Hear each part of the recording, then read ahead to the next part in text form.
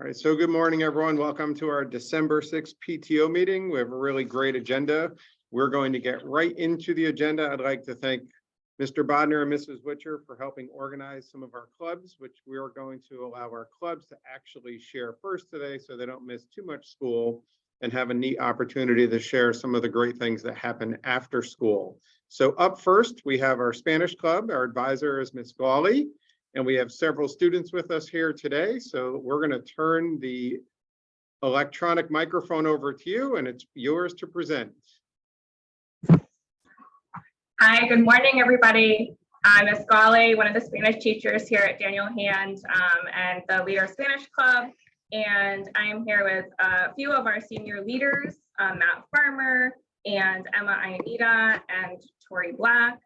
And we are going to give you a quick presentation on some of the events that we've done so far this school year. And we're also going to talk about some of our past events and our upcoming events as well. We meet every Friday in my room, room 239 from 2 to 3. And anybody is always welcome to join. And I'm going to pass it on over to my senior leaders. Thank you, Senator Gawley. Yeah, so this is Daniel Hand Spanish Club. We meet every Friday, and these are kind of the events that we've done and what we're planning to do. So first, we kind of wanted to, like when the school started, we kind of wanted to settle down and get like right to work. And luckily, Hispanic Heritage Month was between September 15th and October 15th. So we decided to do something with that, with the bulletin boards outside, right in the hallway. And so actually the school published an article about us. So that was really cool. And what we did was we selected impactful Hispanic/Latinx people and displayed them and their artwork on the bulletin boards. And then we also had a display case that was full of cultural objects, such as like Dias de los Muertos decorations and like other Hispanic decorations to represent a ton of Latin American countries. And we also had 2 photos that were posted with a QR code to guess where in the Spanish speaking countries you can find them. And then prizes were awarded to the winners who guessed right. And then these are just some pictures, like the bottom left is one of the bulletin boards that we created. And then the right is some of the objects that we've displayed, and then the other last picture is us in the classroom on Friday during Spanish Club making posters and stuff for the bulletin board. So then a little bit later, we started our Dias de los Muertos celebration. We also, an article was posted on the school website as well for this. For this holiday, we decorated a bulletin board and filled the display case again with just a bunch of cultural objects. And we were able to make colored papers and eat traditional Mexican food. We kind of had a celebration or like a party at our Spanish Club meeting on a Friday. We had pan de muerto, tamales, panzola, and we even drank champurro, which is a Mexican hot chocolate. And all this food was provided by Isabel's Bakery, which is in Milford, Connecticut. And then these are just some more pictures of our celebration, which was really fun. And then, so how do we raise our funds? We use bake sales, and we use these in the past to purchase supplies to support our field trips, which we'll show you in a sec, and to help buy the food for the club members to experience, and also to create our excellent bulletin boards, as Tori and Emma mentioned. And our next big sale will be on December 10th, this Saturday at Roberts Food Center from 10 to 12. And then this is our past trip. And so we visited the K1 bilingual classroom in New London, and we help the students create sock puppets, and they use the sock puppets to read books in Spanish that the members from Spanish Club created. And we helped with the literacy centers and Spanish Club members. We had a special lunch at the Mi Familia restaurant in New London, which had typical Puerto Rican food. And so these are just some pictures, and these were our club members from last year. Luckily, we have grown a lot since then, and it's really awesome to see how many people are now interested in Spanish Club. And then so our upcoming events on December 16th, we're going to have pajamas, movie, and a snack afternoon in Senior Nigali's room. And after our next bake sale, we hope to have Chef Luis from Mosaico Restaurant in Brantford. And hopefully they'll come in January for a food demonstration and tasting. And then again, we hope to visit the RMMS K1 bilingual classroom in the spring. And again, visit the Madison Senior Center for Spanish arts and crafts projects, hopefully in February 2023. And that's it. Thank you all so Thank much you. for inviting Spanish Club to present this morning at PTO. Great, thank you for a very thorough and informative presentation. Does anyone have any questions for the Spanish Club?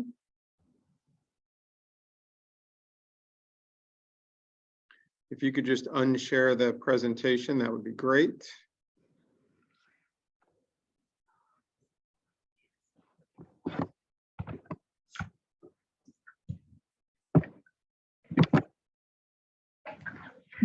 Excellent, great job. Really appreciate you taking the time to share what goes on in Spanish Club. Ms. Gawley, thank you again for being the advisor for this club.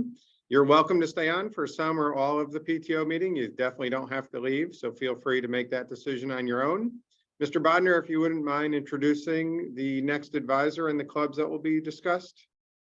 Thank you, Mr. Salutieri. It's my pleasure to introduce Mrs. Coretti, who is one of our English teachers here at the high school. And Mrs. Coretti is the advisor of two clubs, Tiger Tutors and the Dog Club, and she will introduce students who are going to speak about those two opportunities for students here at Daniel Hand. Thank you.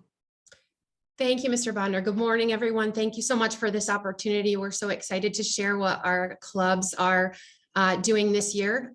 First up is Tiger Tutors. It is a very much a student-run club, and it's been active for about 5 years now. This is our 5th year with Tiger Tutors, and it's evolved into a really exciting opportunity for hand students as well as Polson students. So with that, I'm going to turn it over to Kaylee Connolly, who will tell us a little bit about Tiger Tutors. Good morning, everyone. So Tiger Tutors is, like Ms. Coretti said, a completely student-run club that we connect hand students with Polson students once a week in a one-on-one environment. We tutor students in various subjects. They could be English, math, science, foreign language, really anything that they come to us with, we're happy to help. We focus on creating a comfortable environment for both Polson and hand students to be able to share their ideas and learn from each other.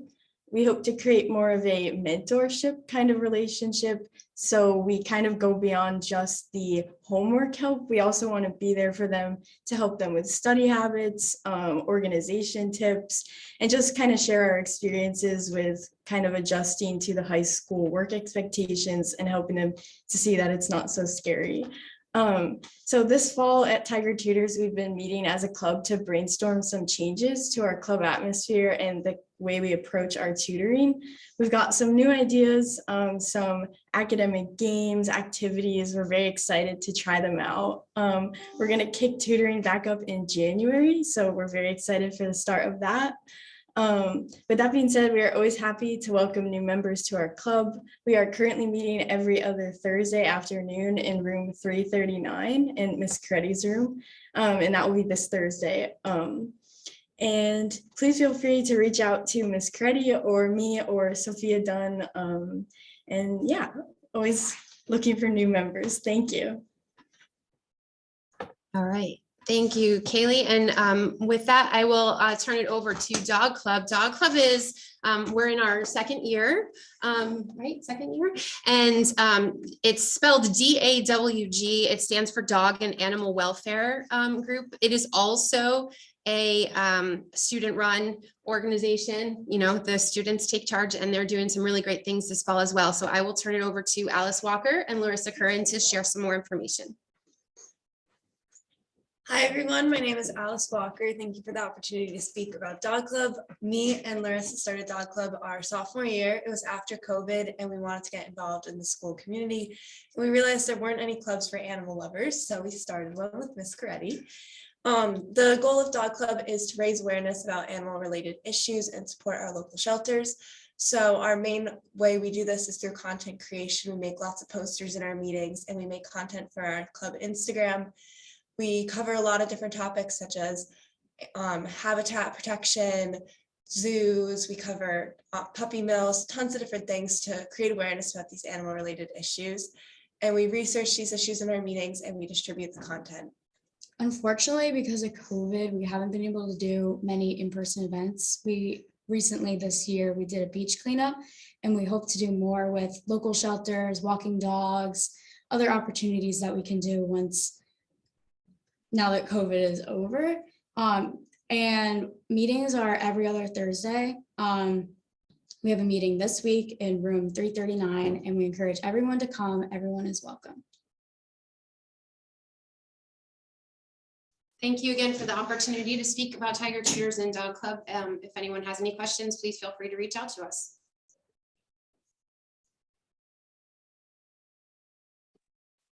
Thank you again, Mrs. Coretti. And students, do any parents right now have any questions for the girls from either club?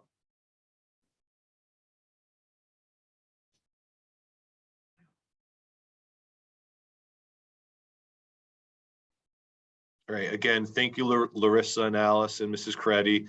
Appreciate it. And as well, Kaylee, for your presentation and for all the information that you shared with us.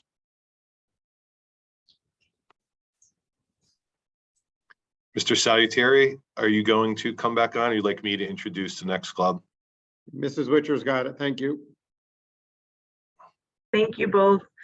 So the next clubs are all run by Miss Julie Johnson. She's a social studies teacher here, and she does a ton of clubs in our school. So she brought a bunch of students together to help talk through some of the clubs that she offers.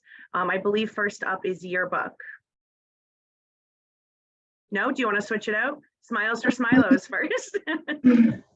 No, we're first. No, it's yearbook. Okay. We have yearbook. We have everybody in one room. Thank you. I've got 3 fantastic, very different groups, all student run, great kids who run it all. So I'm going to turn it over to them right away. All right. Hi, I'm Maddie, and I'm one of the senior leaders for yearbook. I'm Liberty. I'm another senior leader for yearbook. And I'm Grace. I'm also a senior leader. And we have a little presentation to share with you about our club.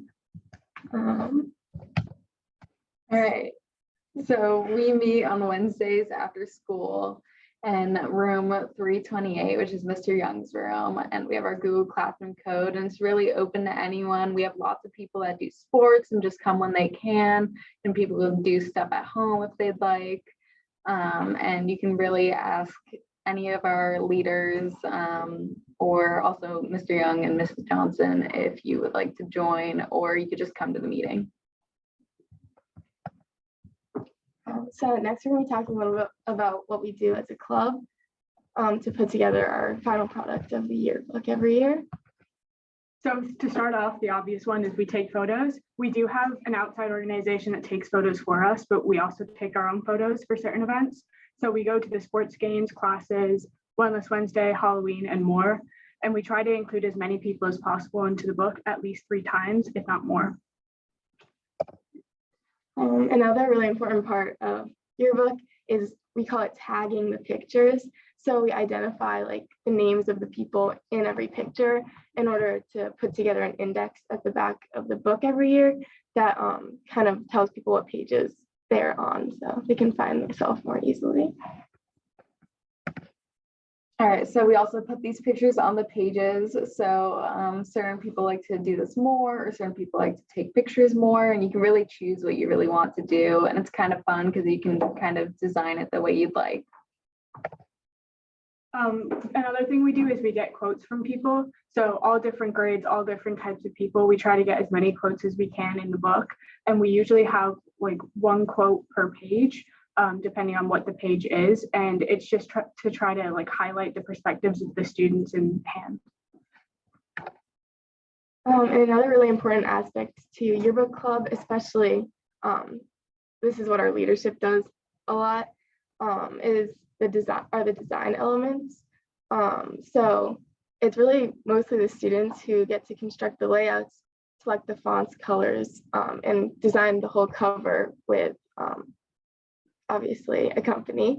And we pick like which staff and senior superlatives we want people to vote on. And yeah, we do a lot of design. And so we use a program called Yearbook Avenue that all staff have access to and we sign them up for. And it kind of has all of our pages in order and it helps us stay organized and it just puts all the pictures and everything in one place. And it keeps us organized for our deadlines. We have deadlines every month or two. So we have to get like a certain number of pages done throughout the year. So we're not just turning it all in at the end. So it's really like a year-long commitment equally throughout the year. Thank you for listening to our presentation, and we hope if anybody wants to join Yearbook, we're always open to new members.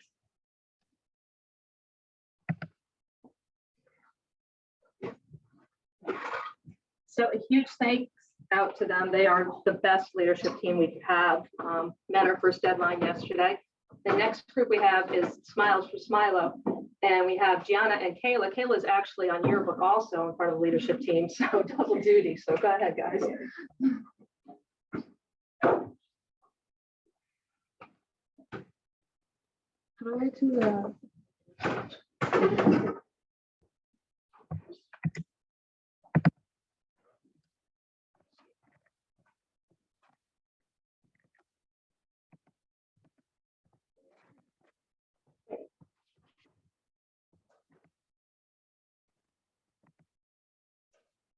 Hi, I'm Julia and I'm a senior leader for Smiles for Smilo. And we meet Mondays after school in Miss Johnson's room, so room 310, and you can join so easily by just going to the meetings or talking to one of the people in the group or joining the Google Classroom. And what Smiles for Smilo basically does is we raise money for the teens, specifically at the Smile Hospital in New Haven. This club was created, what, a couple years ago? Yeah, like 8 years ago. Like 8 years ago by a girl at hand, and because she felt that like the gifts towards the like cancer patients at the Smile Hospital weren't really age appropriate for the teens, so that's what we do. And we raise money and choose gifts in their wish list. And Okay. And so we have a lot of stuff planned for the next month and January. At the end of this month, we're starting doing big sales at basketball games. Our first one is in on the 17th of December, and it's against Morgan, so that should attract a lot of attention. And also, we are going to do it during the Guilford game on the 23rd, which should get a lot of attention as well. So we're gonna have everybody from the club bake goods and we're gonna sell them during the basketball games. We have 5 plans so far, and we might add more just on whether or not we have the time. Yeah, so basically we'll just be raising money at the basketball games. They've done this year's like at the past few years, but we haven't been able to do it in a while because of COVID, like no baked goods are allowed.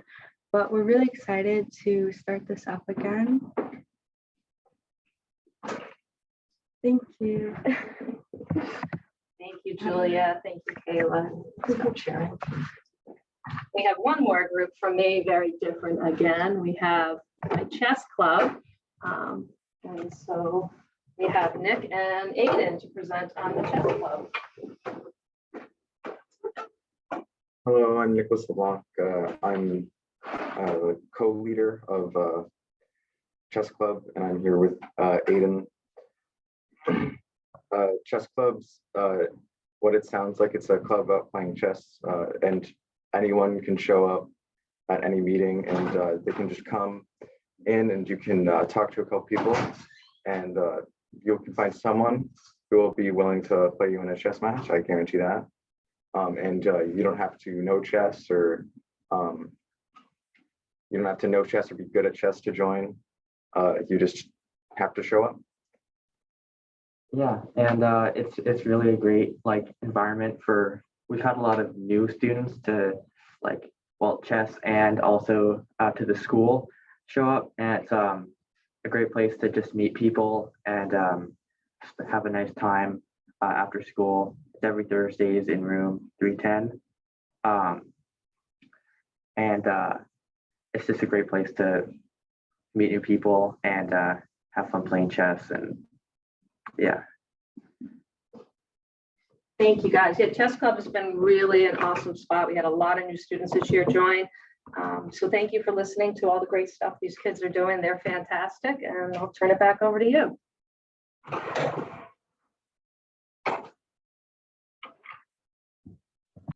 Thank you so much, Ms. Johnson, and thank you to all the students that took their time today to present their clubs. Really great work you're all are doing.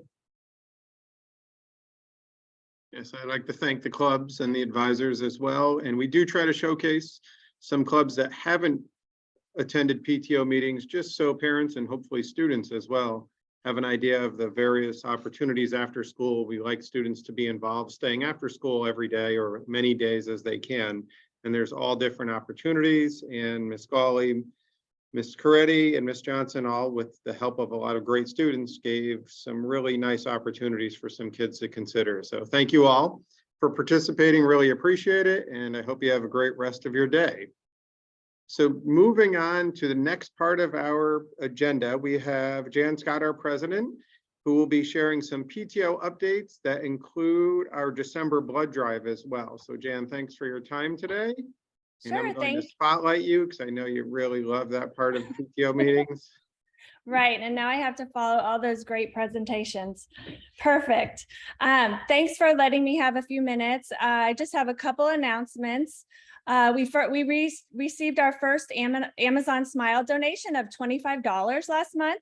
So thank you to all of you shoppers who have selected Daniel Hand as your charity on Amazon Smile. Keep shopping. And if you haven't selected us, then please add Daniel Hand to your Amazon Smile account. Another thing we're trying to do this year is to post certain deadlines on our Facebook page. And I see we're going to also try to share information about bake sales and fundraisers. And so I've noted a few bake sales that we will try to post on the Facebook page. But if anyone has an event that's school related that they would like to have posted on our Facebook page, then please email us at the danielhandpto@gmail.com website, and we will try to get that up on our Facebook page. And if you're not already liking our Facebook page, please do that. We're going to try to help parents remember certain deadlines that sometimes students forget to share. Finally, we are partnering with the Red Cross to host our student staff blood drive on December 20th from 7:30 to 1. It'll be in the gym, and PTO provides a light breakfast and lunch and baked goods to the donors after they donate. Mr. Salutary will send an email this Friday with the Sign Up Genius links so you can sign up to donate food, drinks, or monetary support.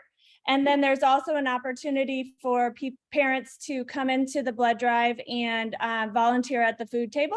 So it's one of the few opportunities for parents to actually come in the school and work hands-on. So if you're interested and can do a shift, we would appreciate that. 16-year-old students are able to donate, but they will need to have a parent consent form signed before and bring it to the event.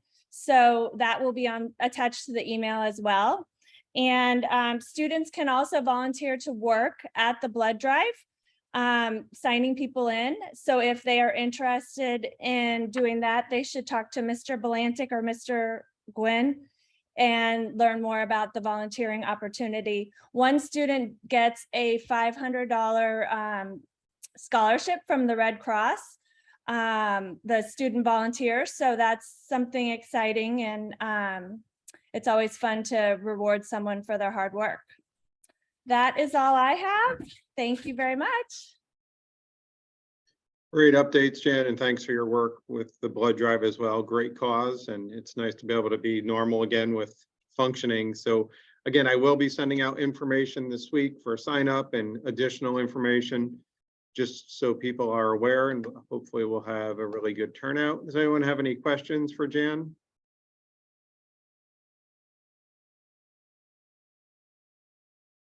All right, thank you again, Jan. So the bulk of the remaining part of our PTO meeting have two topics that we never brought up at a PTO meeting, but we thought would be really interesting for parents, just as an awareness. The first, Mrs. Witcher is our guest presenter for both. Thank you for taking the time to prepare for this, as well as your presentations, Mrs. Witcher. The first, we're going to talk about attendance and possible loss of credit overview. And then we're going to transition into something we call the student support team process. This has potential to be a lot of information that you may have questions after the presentation that you think of. Feel free to reach out to Mrs. Witcher and me with questions, either by email or phone, but obviously we'll give you a chance during this meeting as well. So Mrs. Witcher, I am going to turn it over to you, and thank you again.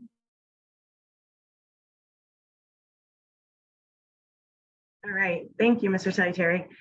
So the first presentation is on attendance. It's basically just going to be an overview of how to understand your child's attendance at the high school level and what it means to potentially lose credit at the high school level. So the first thing I want to start off with is we use the system Infinite Campus. If you're not familiar with Infinite Campus, I basically will just show you how you can access it via our website. There is an app as well, but if you're a first-time user or signing on for the first time, you can go to the Daniel Hand website. You can click on the quick links over on the right-hand side, and then you can click on the Infinite Campus parent-student login. Once you click on that, it'll bring you up to the login page that looks similar to this. You want to click on Campus Parents, and then you can log in and be able to see the information, not just attendance, but also grades from a parent perspective. If you're new or you just have never created an account and you need some help doing that, you can reach out to our school counseling department and they'll get you set up with an account as a parent. Once you log into the system, if you start to look at your child's attendance, there's going to be 3 categories for attendance. So I'm going to go through each of the 3 categories. The first are basically what we call the green absences. Green absences are essentially the excused absences. So there's 3 notes that you might see for a green absence. One might be that the absence is excused. That means you just called in and said that my child's going to be absent today. There might be an early dismissal if they need to leave early, or they might be tardy, where they didn't miss the entire class, but they came in late, maybe from a doctor's appointment, and we marked them tardy. So all of those are excused absences. The second category are red absences, which are unexcused. So pretty similar to the green, except for that they have not been verified. So an unexcused absence, meaning that a parent or guardian has not called in to let us know why the student's absent, would be considered a red absence. Similar for a tardy, so if a student shows up late but no parent calls to verify it, it would also be a red absence. And then we have something called absence over, which I'm going to get into a little bit more detail a little bit later, but that basically means that you've called to excuse your child, but they're over the allowed amount of absences for that particular class. And then the last category are our gray absences, and gray absences basically mean exempt. So this doesn't really count towards an absence in any way, shape, or form for credit-bearing reasons, but it just lets you know that your child was absent for some reason.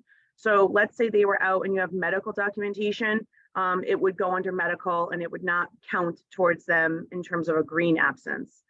Sometimes we get an excuse note from an administrator, so maybe we have a student leadership meeting. We, as an administrator, would go in and just put a note and say, like, student was at student leadership. Sometimes there's field trips, college visits, or mental health days. So just to break down each one of those a little bit further, in each of these categories, some of them have some limits, so I think it's important that you're aware of them. Parents or guardians can excuse up to 9 absences for any reason. So once you hit that 9, that's where you start to go into that absence over that I talked about before. Early dismissals or late arrivals, we just need to keep in mind the time. So 20 minutes is the threshold for it being an early dismissal or a late arrival before it turns into a full absence for that period. Green absences do not count towards loss of credit. The red absences, basically similar to what I just said. The absence over is the one that's important on this slide. So let's say you do call your child out and you've excused them, but you've already met the threshold of the 9 that are allowed. All of those will count as being excused, but you're over the limit. So each one of the red absences may result in loss of credit, and I'll explain that a little bit further a little bit later. And then each one of these, again, there's some limits on here, so I thought it would be important that you're aware of them. Field trips, students are allowed up to 6, college visits up to 3, and mental health days up to 2 per year. And then the medical, there's no limit, and the notes, again, there's really no limit. That just basically means that we excuse them for some reason. Usually it's meeting related. So this is just a screenshot of what you might see. I tried to capture sort of an attendance summary that gives you a glimpse into some of the categories. All of the attendance is taken per period. So you'll notice, for example, if you look at the date of 11/19, that student was absent period 1, absent period 2, their parent or guardian called them out, but then they were here the rest of the day. So they only have absences in those 2 periods and not the rest. Similarly, if you look at 11/11, they went on a field trip. They were here the rest of the whole morning, but then they left for periods 5 and 6 and went on a field trip. What you'll see at the top, which is why I kind of selected this one, you'll notice that the absences go from being green AEs, meaning a parent excused them, to the red AOs. So that's what I was talking about earlier about the 9. So once you get through those 9, all of the absences will start to change over to those red. Those are the ones, so basically what you're seeing on 12/21 and 12/20, that means that loss of credit is starting to potentially happen. This is just a little stoplight overview. I thought that this really matched sort of what we try to encourage when it comes to attendance. So 9 or fewer, you're doing well. Your child probably is doing well because they're here every day. Once they start to get to that 10 to 17 mark, we start to get a little concerned just because it leads to usually them falling a little bit behind in their work, potentially, especially if those days are consecutive. Chronic absenteeism is definitely over 18, and that's where we start talking about loss of credit and potentially even bigger consequences in terms of not being able to be eligible for the next grade level based on credits. So this is the threshold for losing credit. Each credit is earned based on per trimester. So if you're at a 1 trimester course, you can have no more than 6 of those red absences. Once you hit that threshold, you potentially lose credit. Similarly for 2 trimester and 3 trimester courses. And again, as a reminder, both AUs, things that are not been excused, or AOs, absences that are over, will count towards the 6, 12, or 18 limits. So as a parent, what do I do? Potentially my child might have lost credit. You'll receive a letter home letting you know exactly what period they've lost credit in and also a summary of their attendance. With that letter also comes an appeal form. So the student may appeal their loss of credit. We highly recommend this, that they take the time to fill out the appeal form. They then submit the form to either myself or Mr. Bodner. We work with the student to generate a contract. So we establish an attendance contract for them.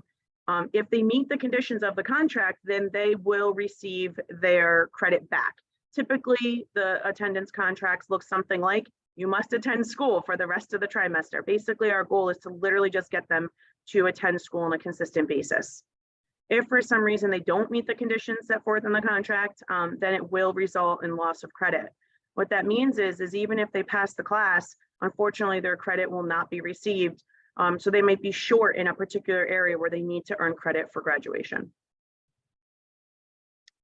And then there's some responsibilities from the school, especially when we talk about that red zone, when we get to chronic absenteeism. There are some things that definitely we have to do. One of them is that we would refer the student to our student support team, which I'm going to talk a little bit about in a few minutes. We may have to refer the student to have a PPT, depending on if they have an IEP. And then we also may have to refer to some outside agencies. Madison Youth and Family Services also can kind of step in to offer some family support.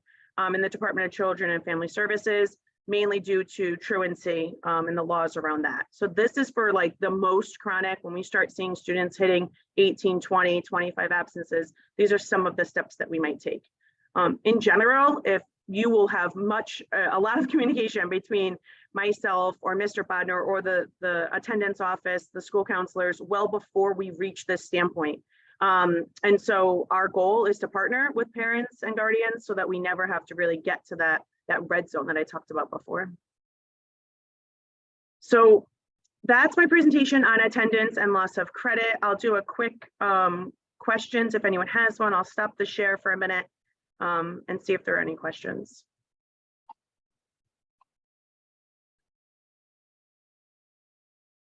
Ms. Switcher, what's the best way for people to let the school know that their student's going to be absent? Is it calling the attendance line or is it emailing? What's the best way to do that? That's a great question. So either option works. If you know your child's going to be absent, you can call the attendance line at any time. So that doesn't have to be during school hours and you can just leave a message. Or sending an email to the attendance office is also perfectly acceptable. She checks her email and her voicemail all day long. If you have a medical note, so let's say your child's going to be absent tomorrow, or let's say they're absent today and they're really sick and you brought them to the doctor. We advise that you ask before you leave the doctor's office, hey, could you just write me a note for school? And it could say something as simple as Jan was seen in my office today. Once you have that note, you would provide that to Nurse Lesnick, and then she can mark the absence as medically excused. So that doesn't even count towards your absences for loss of credit. Great question, Jan. Are there any other questions about attendance or potential loss of credit?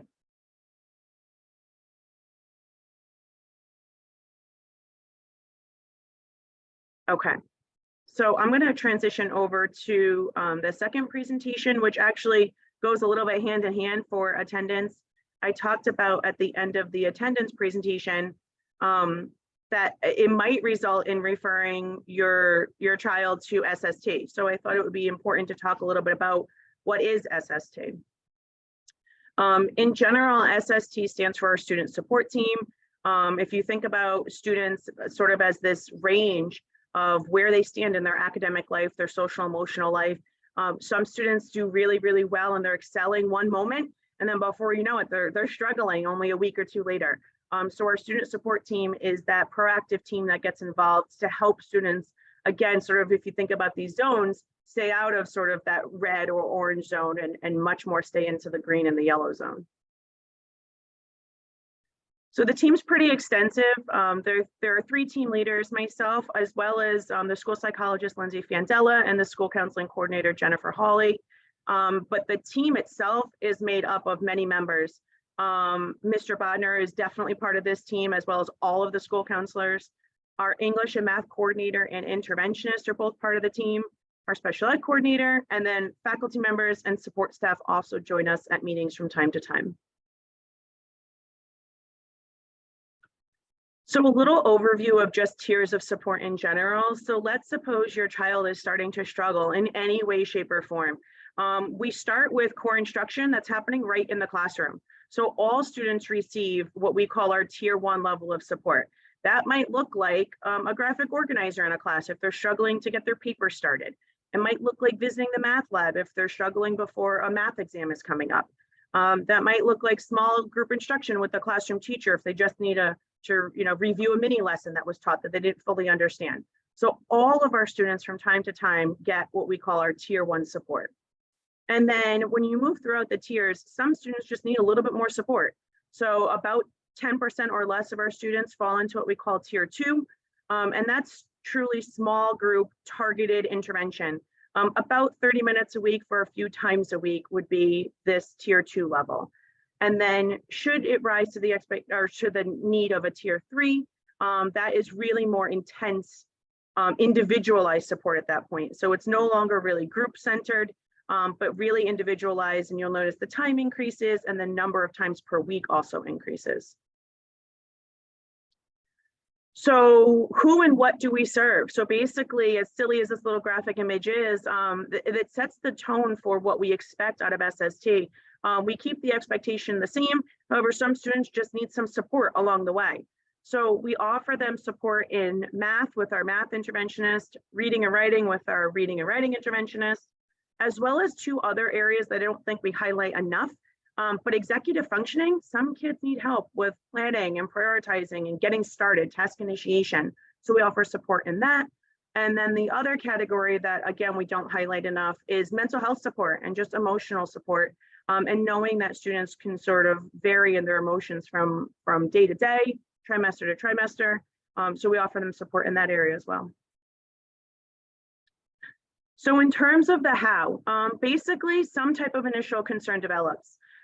I might notice the concern as their administrator. The school counselor might notice a concern. You might notice a concern as a parent, but in general, some type of concern develops. And then we start to put some tier 1 supports in place. So we do the things that I talked about in the previous slide to see, is that enough? Is that get the student to kind of make some steps towards progress? All members of the student's team are basically made aware of this concern. So who makes up the student's team? The team would be the administrator, the counselor, their teachers, their parents, a social worker if they see, or a psychologist. So basically everyone sort of joins this team to say, how best can we support this student with whatever the concern is?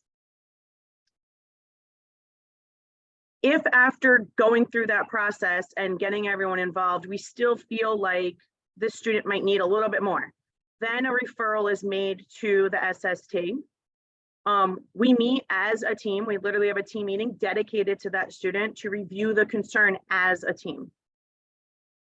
We look at any data that there might be. Sometimes there's testing that's done or classroom data that we might look at.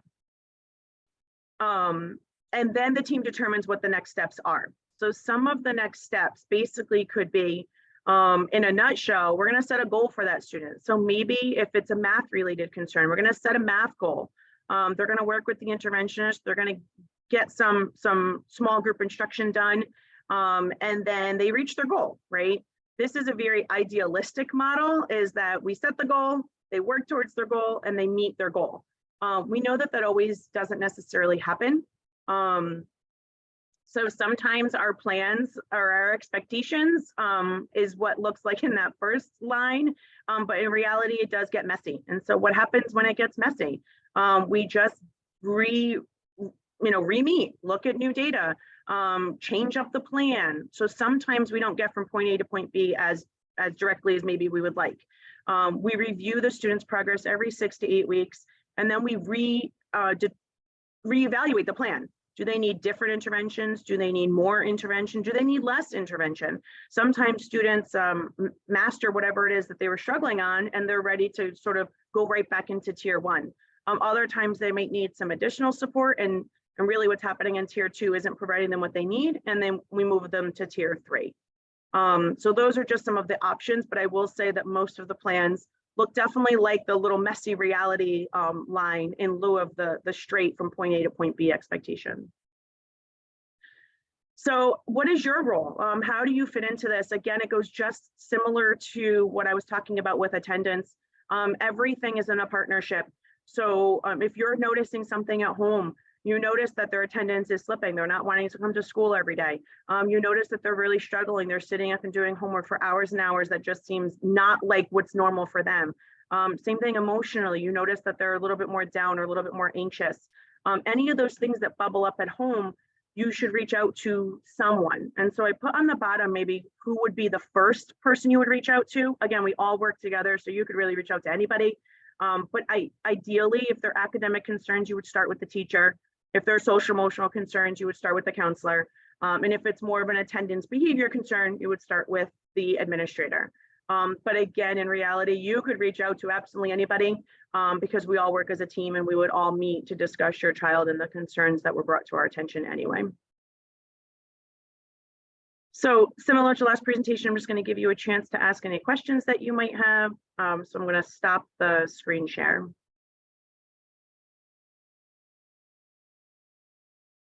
I know I just gave you a ton of information. If you don't want to ask your question here, that's totally fine. But if you want to reach out to me, feel free. Send me any questions you might have about attendance, loss of credit, SST. I'd be happy to respond and give you a detailed answer, whether it's email or phone. Hi, it's me again. I got a couple texts from people who didn't know there was an attendance line or attendance email. So maybe could we share that maybe in an e-notify or somewhere so people would know where to direct their attendance questions or updates? Sure, I think we could definitely do that. I'm just looking right now on the website, so I could do a quick screen share of where to find it on there. Okay. I'm not very technical, so I can't do that. No, I can find it for you. Just give me 1 second to just pull it up.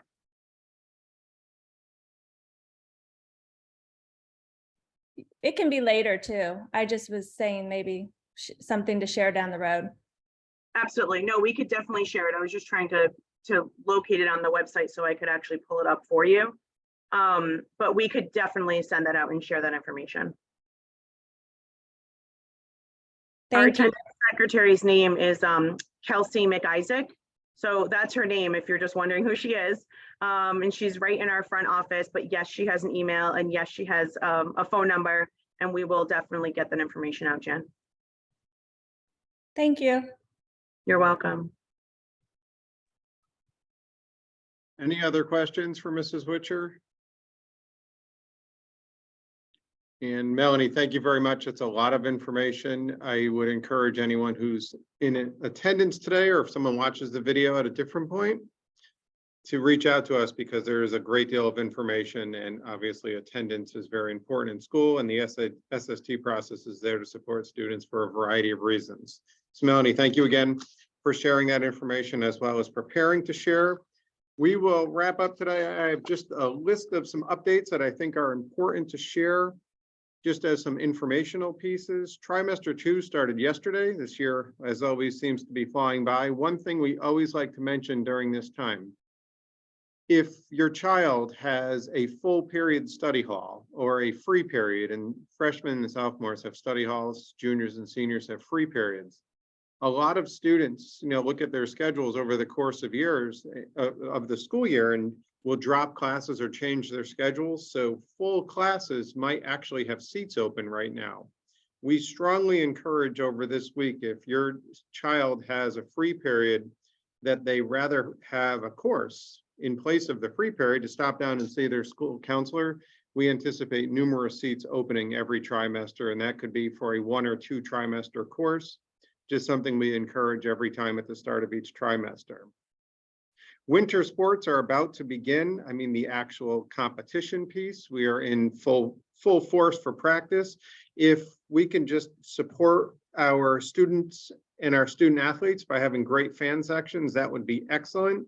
One thing I would ask to reiterate is, if your children are going to be attending our athletic events, that their energy is really positive. We had a really great fall.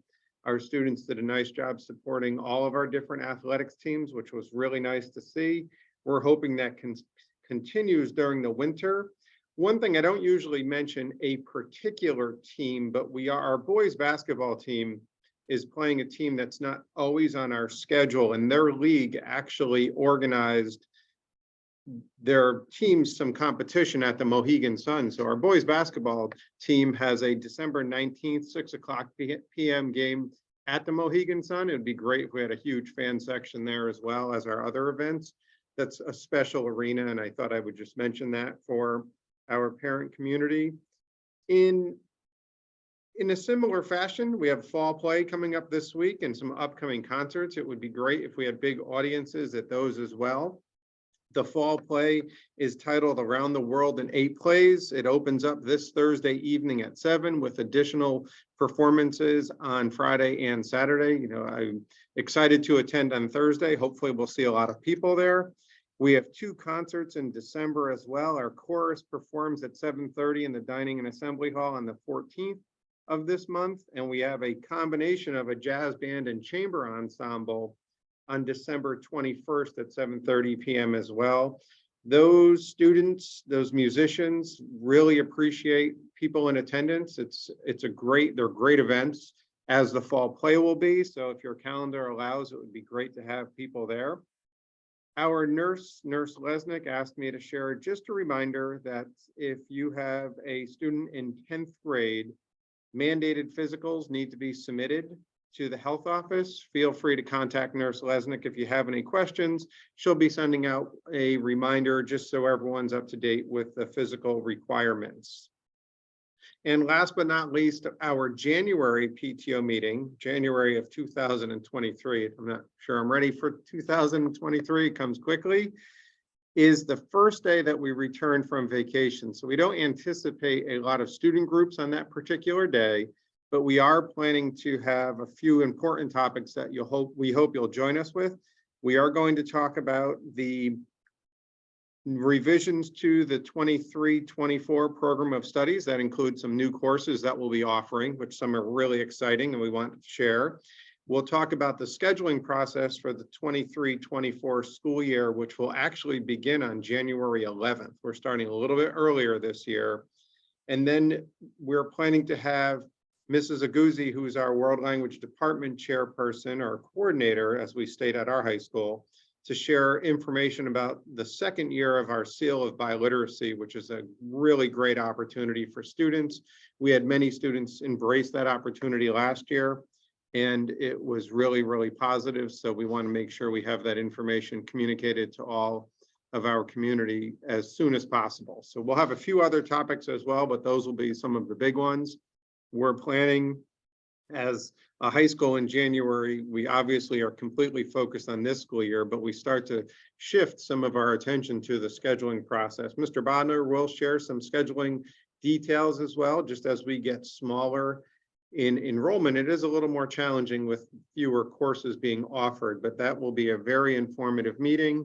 And if you have a student in grades 8, 9, 10, actually just 9, 10, and 11, 8's a little bit earlier or a little later, excuse me, they'll actually get course request forms and electronic copy or links to the program of studies as early as January 11th. So lots going on at the high school. Anyone have any questions about any of those topics? I mean, that's certainly a lot of information that we thought would be helpful to share prior to the end of our meeting.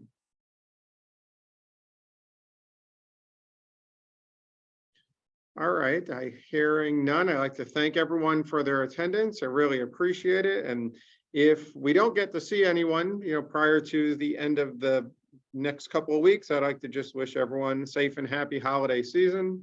We're looking forward to a great few weeks of school and then a nice little break, and we'll get right back to it in January. Thank you for attending and have a great day, everyone.